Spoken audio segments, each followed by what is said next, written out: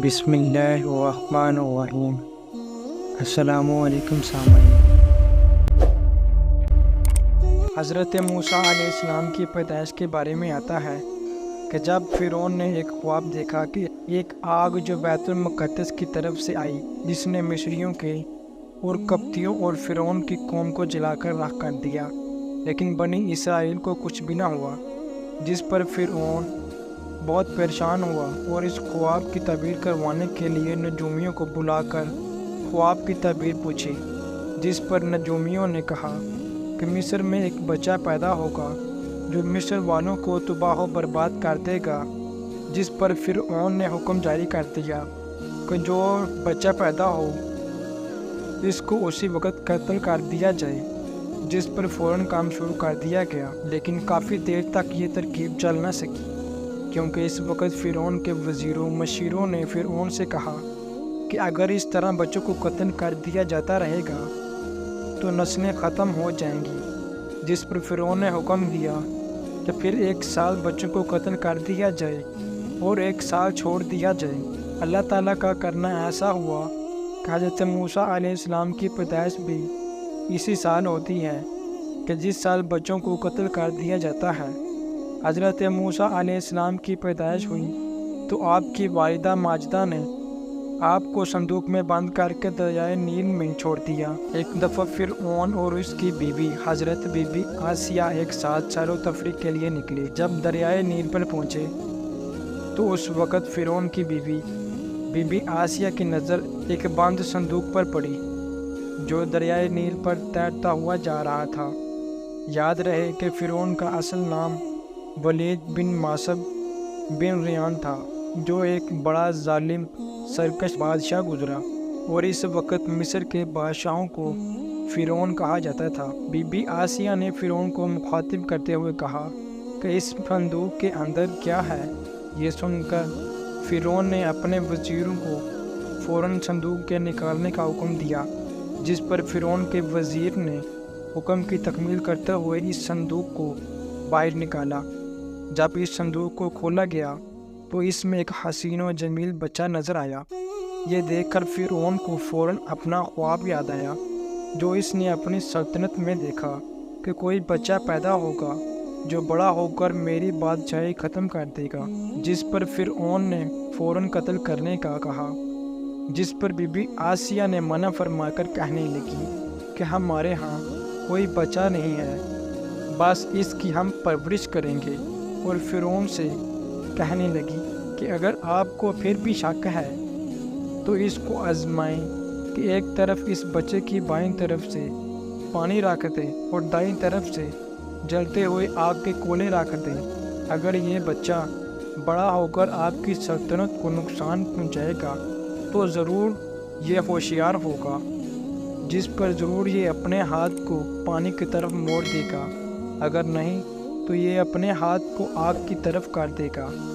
تب ممکن ہی نہیں کہ ایسا بچہ بڑا ہو کر آپ کی سلطنت کو کوئی نقصان پہنچائے، جس پر فرعون نے اپنے وزیروں مشیروں کو اس کام کے کرنے کا حکم جاری کر دیا۔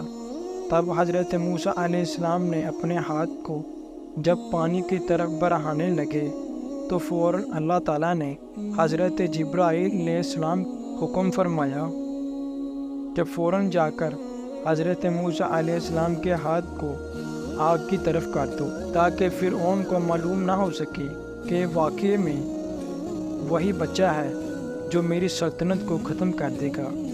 اس طرح اللہ تعالیٰ نے حضرت موسیٰ علیہ السلام کو فرعون سے حفاظت فرمائی۔ ناظرین، حضرت موسیٰ علیہ السلام کے والد کا نام عمران بن ثاقب تھا۔ حضرت موسیٰ علیہ السلام کے سگے بھائی کا نام حضرت ہارون تھا۔ آپ علیہ السلام کا نسب حضرت ابراہیم علیہ السلام سے ملتا ہے۔ حضرت ہارون علیہ السلام بہت بڑے حوصلہ مند اور بردبار تھے۔ بنی اسرائیل آپ سے بہت محبت کرتے تھے۔ وہ حضرت موسیٰ علیہ السلام سے 3 سال بڑے تھے۔ ایک مرتبہ حضرت موسیٰ علیہ السلام راستے میں جا رہے تھے کہ آپ کی نظر ایک ایسے آدمی پر پڑی جو فرعون کے قبیلے سے تھا۔ چونکہ حضرت موسیٰ علیہ السلام بھی فرعون کے گھر میں پرورش پا رہے تھے، اس لیے اس بندے نے آواز دے کر بلایا اور کہنے لگا کہ فلاں قبیلے کا ایک آدمی مجھ سے لڑ رہا ہے، جس پر حضرت موسیٰ علیہ السلام نے لڑائی ختم کر کے روانہ ہوئے۔ اس طرح 1-2 دن بعد وہی بندہ جو فرعون کے قبیلے سے تھا حضرت موسیٰ علیہ السلام نے کسی اور کے ساتھ لڑتے دیکھا تو آپ کو بڑا غصہ آیا، جس پر آپ نے اس آدمی کو زور سے تھپڑ مارا، جس کی وجہ سے وہ آدمی وہی مر گیا۔ جب یہ بات فرعون تک پہنچی تو فرعون نے حضرت موسیٰ علیہ السلام کو طلب کیا، لیکن حضرت موسیٰ علیہ السلام مصر کو چھوڑ کر مدین کی طرف روانہ ہوئے، جہاں حضرت شعیب علیہ السلام اپنے اہل خانہ کے ساتھ رہائش پذیر تھے۔ حضرت موسیٰ علیہ السلام کے معجزات کے بارے میں آتا ہے کہ جب حضرت موسیٰ علیہ السلام مدین شہر میں اپنے اہل و عیال کے ساتھ واپس ہو کر مصر کی طرف تشریف لا رہے تھے کہ رات کے ٹائم پر آپ کی نظر ایک چلتی ہوئی آگ پر پڑی، جس پر آپ نے اپنے اہل خانہ کو ایک جگہ پر چھوڑ کر آپ اس آگ کی طرف چلتے گئے۔ جب قریب پہنچے تو اس وادی کے قریب سے ایک آواز سنائی گئی، جس پر حضرت موسیٰ علیہ السلام کافی پریشان ہوئے، جس پر اللہ تعالیٰ نے حضرت موسیٰ علیہ السلام پر وحی نازل فرما کر فرمایا، آپ پریشان نہ ہوں، میں تیرا خالق و مالک ہوں، میں تجھے نبوت اور رسالت سے نواز رہا ہوں، کیونکہ جس کو ہم اپنا رسول اور نبی بنا کر بھیجتے ہیں تو اس کو نشانیاں دے کر نوازتے ہیں۔ ابھی سوال یہ بھی پیدا ہوتا ہے کہ اللہ پاک نے حضرت موسیٰ علیہ السلام کو کتنی روشن نشانیاں دی کہ اللہ نے حضرت موسیٰ علیہ السلام کو 9 روشن نشانیاں دے کر فرعون کی طرف بھیجا۔ اس کے بعد حضرت موسیٰ علیہ السلام کے ہاتھ میں ایک عصا مبارک تھا، جس سے حضرت موسیٰ علیہ السلام اپنی بکریوں کو چراتے تھے، جس پر اللہ تعالیٰ نے حضرت موسیٰ علیہ السلام سے پوچھا کہ آپ کے ہاتھ میں کیا ہے، جس پر حضرت موسیٰ علیہ السلام نے عرض کی کہ میرے ہاتھ میں عصا ہے، یعنی لاٹھی، جس سے میں بکریوں کو چراتا ہوں۔ اس پر اللہ نے اپنے شان قدرت سے فرمایا کہ اس کو نیچے چھوڑ دے۔ جب حضرت موسیٰ علیہ السلام نے اپنے لاٹھی کو زمین کی طرف چھوڑا تو وہ فوراً ایک خطرناک سانپ بن گیا، جس پر حضرت موسیٰ علیہ السلام خوفزدہ ہوئے۔ اس پر اللہ تعالیٰ نے فرمایا کہ آپ اپنے ہاتھ میں اس کو واپس لیں، یہ اپنی اصلی حالت میں ہو جائے گا۔ اس کے بعد اللہ تعالیٰ نے مزید حضرت موسیٰ علیہ السلام کو معجزات سے نوازا، جس کا ذکر ہم آگے بیان کریں گے۔ ناظرین، حضرت موسیٰ علیہ السلام کا معجزات۔ جب حضرت موسیٰ علیہ السلام کو اللہ تعالیٰ نے معجزات عطا فرمائے، تب اللہ تعالیٰ نے حکم دیا کہ بے شک فرعون اور اس کی قوم زیادہ سرکش ہو گئی ہے، جا کر ان کو ہمارے احکامات سنائیں اور ان کو آخرت کے عذاب سے ڈرائیں۔ جس پر حضرت موسیٰ علیہ السلام نے عرض کی، اے میرے پروردگار عالم، بے شک فرعون بڑا ظالم اور سرکش ہے، میری زبان سے لغزش ہے، لہٰذا میرے ساتھ میرے بھائی ہارون علیہ السلام کو نبی بنا کر بھیجیے تاکہ ہم فرعون اور اس کے ماننے والوں کو دعوت دے سکیں۔ اس کے بعد حضرت موسیٰ علیہ السلام اور حضرت ہارون علیہ السلام دونوں فرعون اور اس کے ماننے والوں کو دعوت دینے لگے، جس پر فرعون نہ مانا۔ حضرت موسیٰ علیہ السلام کو جادوگر کہہ کر چیلنج کرنے لگا، جس پر حضرت موسیٰ علیہ السلام نے فرمایا کہ مجھے قبول ہے۔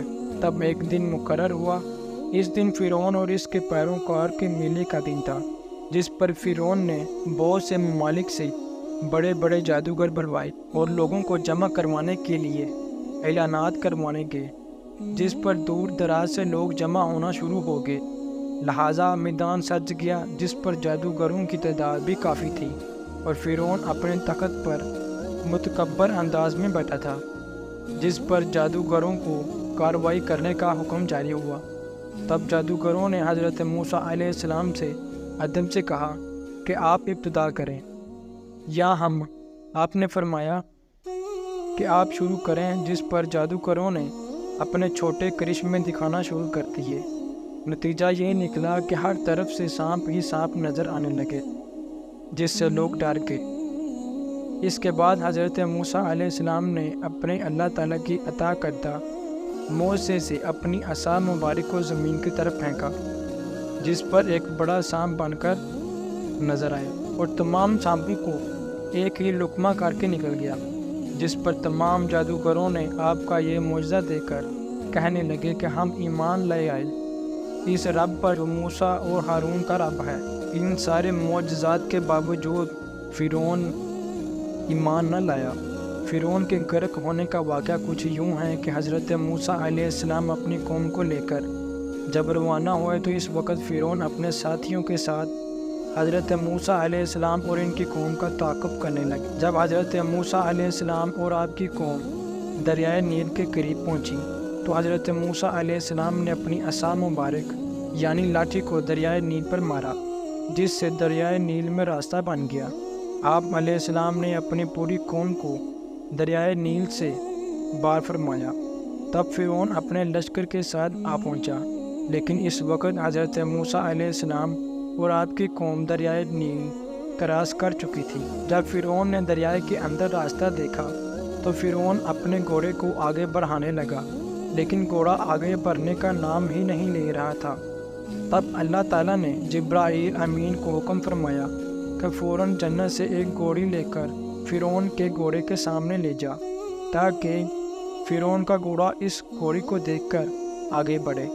تب جبرائیل امین نے جنت سے ایک گھوڑی لے کر دریائے نیل کے پاس فرعون کے گھوڑے کے پاس لے کر آئے۔ تب فرعون کا گھوڑا آگے بڑھنے لگا۔